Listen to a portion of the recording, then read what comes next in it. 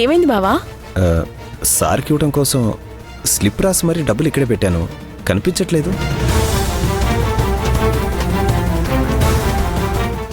నాకేం తెలుసు బావా, సరిగ్గా చూడు.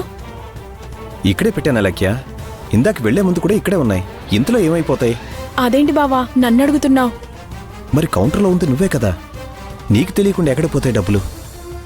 బయటికి ఏమైనా వెళ్ళావా? లేదు, నేనెందుకు వెళ్తాను, నేనిక్కడే కూర్చొనున్నాను. మరి నువ్వు కౌంటర్లోనే కూర్చునుంటే డబ్బులు ఎక్కడికి పోతాయి?